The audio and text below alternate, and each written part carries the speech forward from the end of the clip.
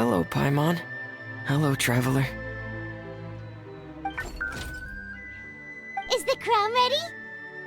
Yes, we're just waiting for Zuria now. She hasn't arrived yet. Then let's wait for her a little while. Or actually, maybe we can go find her. It's not too far from here anyway. Didn't she say she just lives on the hill over there? Hey, traveler, Paimon.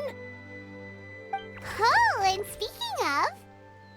Found you two at long last. I'm so glad that you both are all right. Huh? Why are you here, Miss Delaroche? And what could have happened to us? What could have happened? That water imp Thelxie, of course. After I gave you that commission the other day, I began to get worried and went asking about the boy that went missing. Oh, that?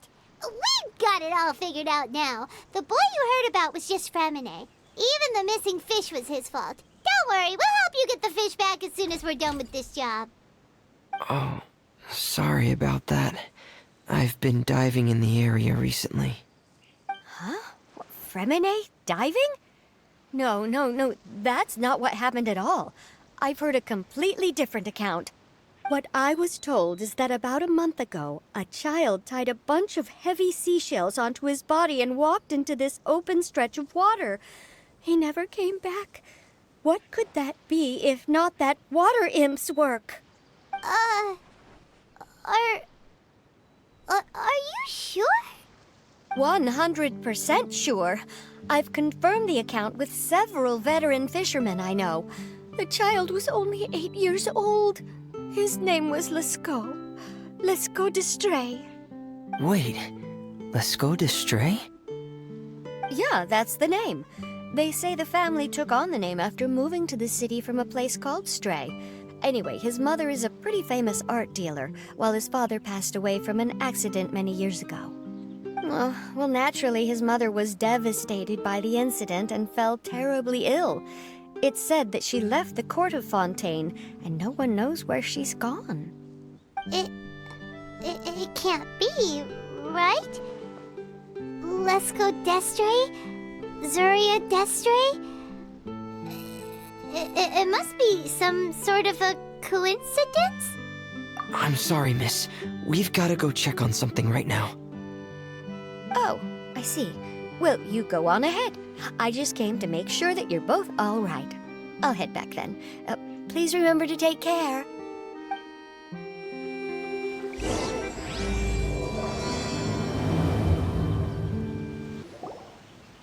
Excuse us. Is anyone here? Is this Madame d'Estray's place? Who are you? I have a patient here who needs quiet bed rest. Please leave us be unless you have anything urgent to report. This is the residence of Zuria d'Estray, and I'm Jala Khan, her family doctor. What did you mean by your question just now? Who else could be my patient? Your patient should be Zuria's son, right? She told us herself that her son had contracted loneliness syndrome. No, you're right. Young Master Lescaut did have that illness once upon a time, but well, the young master's no longer with us. And now the Madame has come down with the same illness. Are you her friends, by any chance?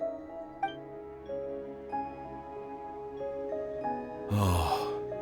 So, when she had requested time to go out over the past few days, it was so she could spend them with you. So, if I'm understanding this right, the one who's suffering from uncontrollable delusions is the Madame herself? She believes her son is still alive? That is correct. When the young master disappeared, she was organizing an art exhibit that she had specifically prepared for him. But since she had to leave the house, she was unable to see her son one last time.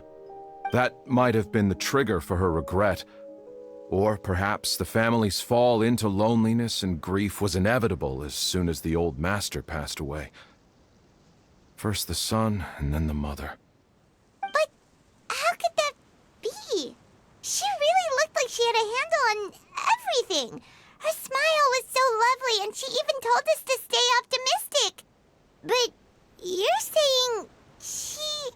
Those actions are proof that she can no longer differentiate between fantasy and reality.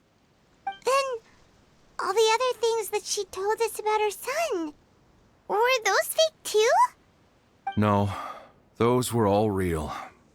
Although, they were all things that happened before the young master left us for good. Madame's time has just never moved forward since his passing. I see. So after her son left, she created a fantasy world where her son was still with her. She was looking for a way to cure his illness when she ran into us. She has been in a good mood the past few days, even humming a song when she returned from her stroll. She even began discussing with me the idea of using deliberate guidance to ease the illness. It was all going well, until last night. She spent a whole night staring at the shell the young master left behind, and the words that he had inscribed onto it. Then she broke down once more. I prescribed some sedatives, and she's currently resting. But then what should we do? How can we help her? There has to be something we can do. Don't panic, Paimon. Even though this is a devastating piece of news, we must all calm down first. What should we do? I need to think. I need to remember the old house of the hearth and the children who lived in it. Those patients and what their doctors said back then.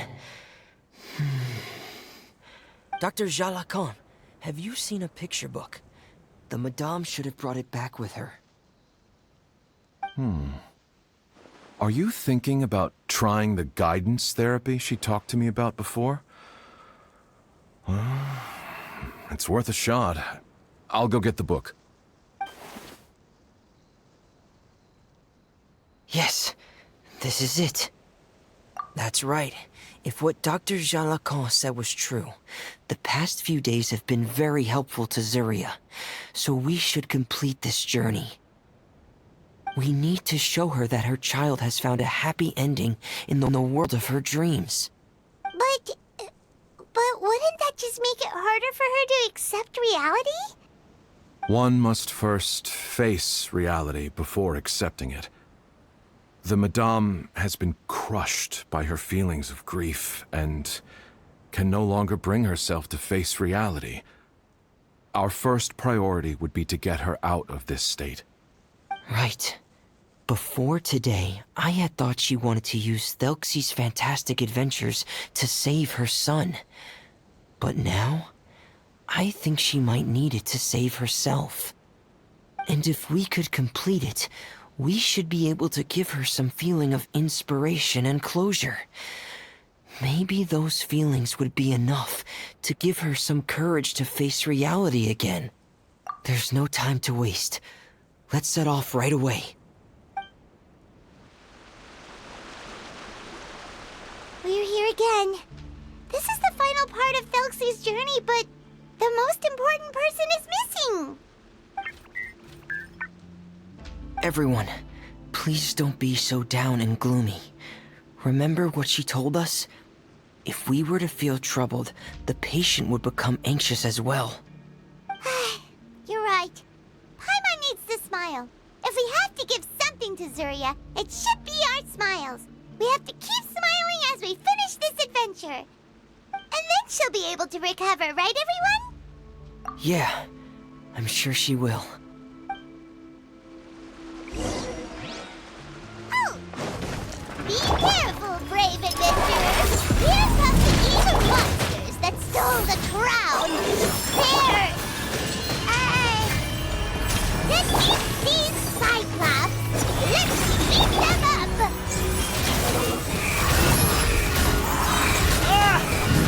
Watch out, everyone! They're coming at us again! There's no need to fear! The Thelxie looks stronger than ever today! We must be going all out!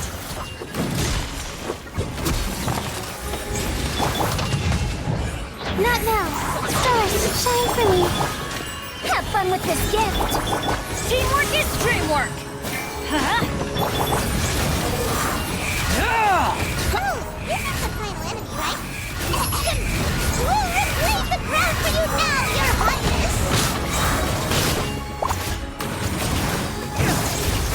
louder. Don't be scared. Truth repeats its voice. Squall Fury! I'm sorry. I have to go.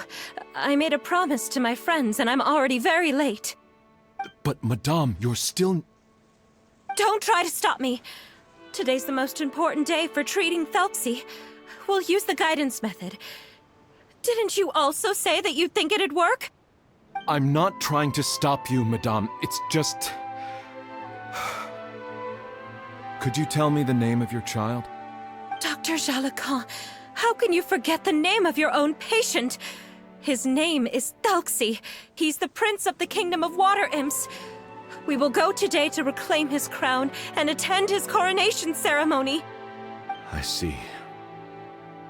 Madame, please rest assured, everything is still on schedule. Your friends have already departed to find...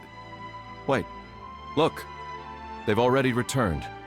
Zuria! Zuria! We've retrieved the crown! Paimon, everyone, have you really? Yes, but the coronation ceremony still hasn't taken place, because we felt like you should be the one to preside over it. Wonderful, how wonderful! Thelxie, my child, are you hearing this? Everything you lost will now come back to you, and soon, very soon, you will never be lonely again. And the last page of the picture book. It's still waiting for you to illustrate in color.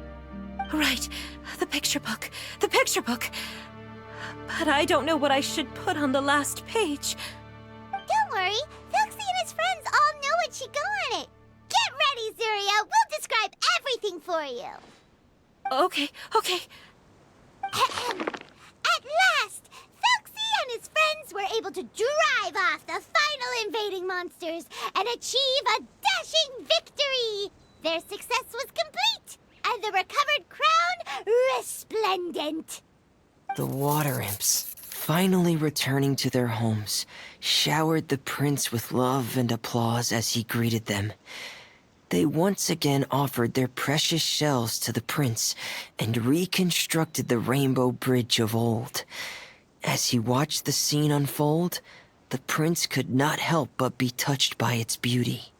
Moved by everyone's happiness, the prince stepped onto the rainbow bridge and took a good look at all the friends who had gone on the journey with him.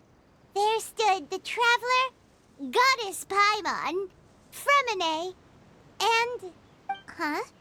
Where's the last person?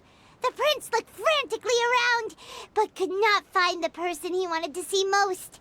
At that moment, the person suddenly appeared on the other side of the bridge. She walked towards him with a smile and slowly lifted her veil. The prince could not hold back his tears. He recognized then that the mysterious person that had been by his side the whole time was none other than his mother. Zuria walked across the bridge and placed the crown above the prince's head.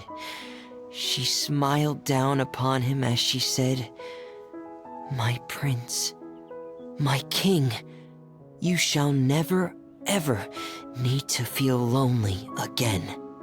That's the end of the story, Zuria. Thank you. Thank you all. I am so sorry, my child. Maman should have spent more time with you. Did you hear the story? You'll never have to feel lonely again.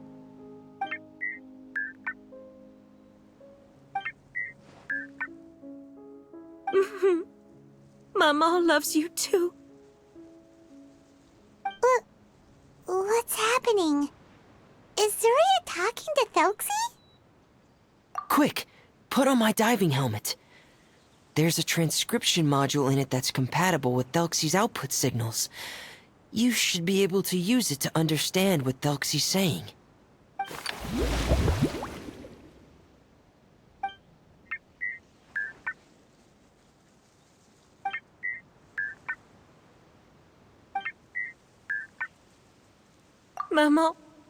Maman loves you too. But I love you more, Maman. What? Did you see something? Maman, I'm getting a little sleepy. If it's time for bed, can you hum a lullaby to me again? Of course, my dearest child. As long as you want to hear it, Mama will always hum for you.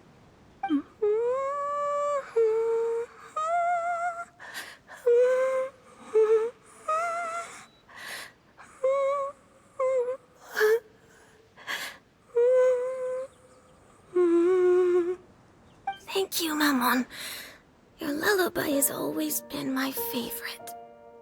Now that I've heard it, I can return to my dream and to the kingdom of water imps in peace. My poor darling. Please don't forget. I will always love you. My love is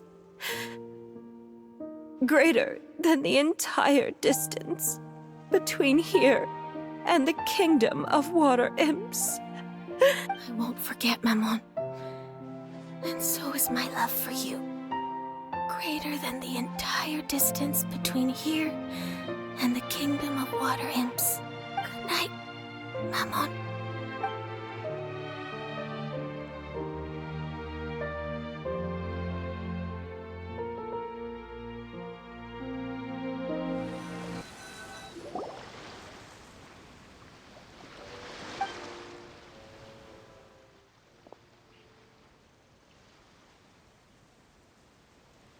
Fremine, why did you call us in such a hurry? Did you hear something from Zuria? Oh, if it's not good news, Paimon doesn't want to hear it. Don't worry, it's definitely great news.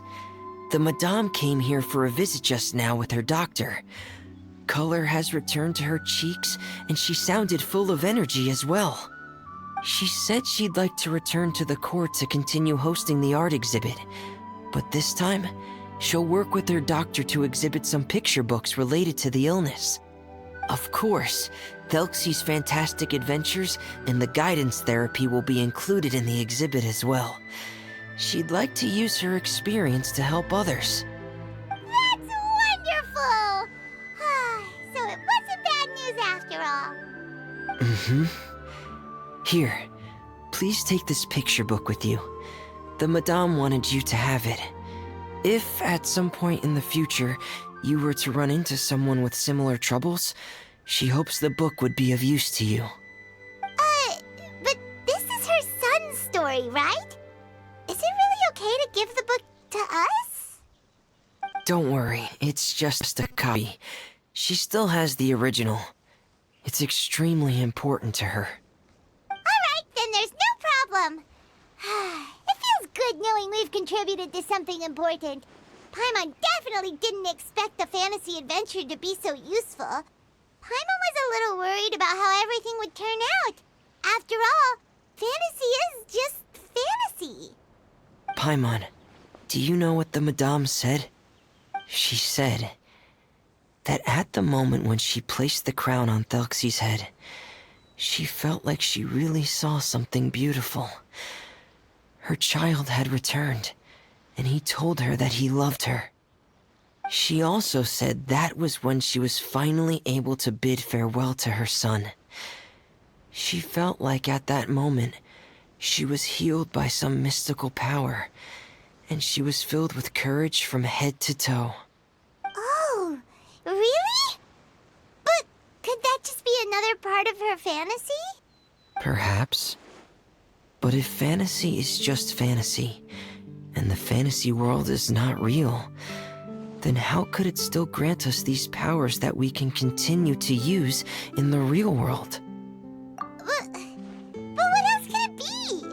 A descent of the fairy tale world into the real world.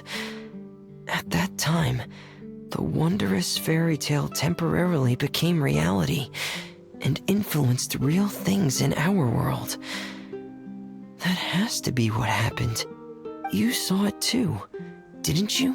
But that can't be what happened, right? There's just no way! Wouldn't it be like a miracle if that really happened? Yes, I suppose that would be a miracle. I hope that everyone who's found themselves in a dark place would be able to see something beautiful and experience a miracle for themselves.